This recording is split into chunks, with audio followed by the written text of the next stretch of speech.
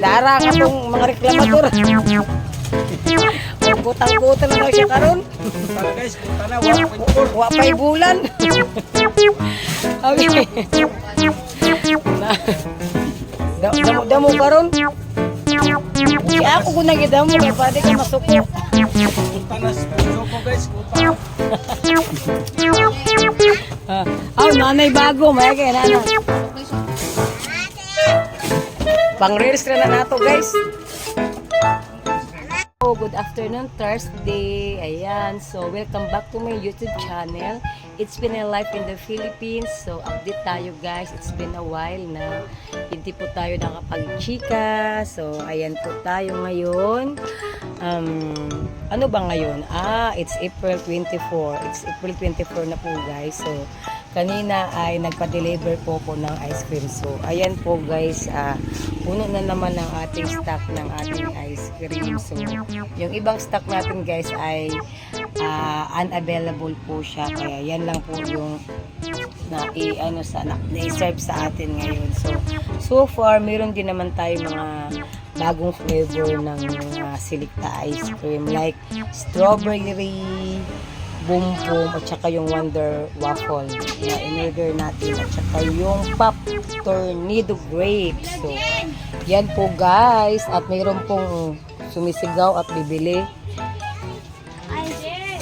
sa ating sa manin mo Gatorade ka ganina.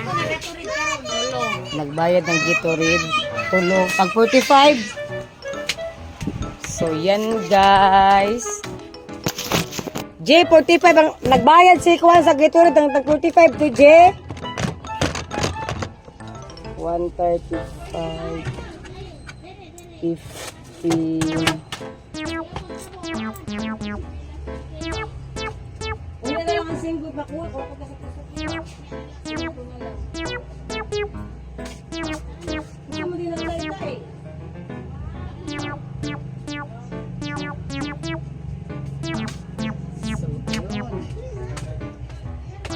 May bumili lang guys at ay nagbayad ng utang si Gatorade kanina. So yun nga ang ating update. So buhay pa naman ang ating tindahan. Buhay pa naman ang tindahan ni Pinay Life in the Philippines mga kasari. So mayroon pa naman tayo mga stocks. Ayan ang ating mga stocks update sa ating mga paninda. Mayroon pa po tayo guys. So ayan. So, kumusta ang mga buhay-buhay natin dyan mga kasari? Buhay pa rin ba ang inyong mga tinda? At saka, wala bang mga utang sa tindahan ninyo? So, I guess hindi po nawawala ang mga utang sa ating mga tindahan. Nakaka-stress po siya guys. Dahil kahit ano pong higpit natin, talagang mayroon pong mangungutang. At number 1 po yung mga kamag-anak natin.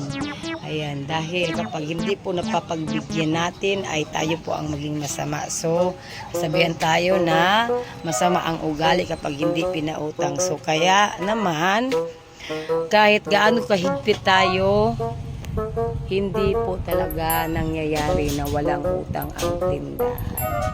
So, ano pa man guys, laban lang po tayo kahit gaano kahirap at kapagod ang ating pinagdadaanan sa araw-araw. Kumakayod po tayo guys. Dahil tandaan natin, meron po tayong mga obligasyon at responsibilidad sa ating pamilya. Kaya bawal po sumuko at patuloy lang po dapat ang buhay. So, ayan po. Ngayon lang, hanggang dito na lang po. Please don't forget to like and subscribe my channel. Thanks for viewing. It's been a life in the Philippines. Thanks for watching. Until next time.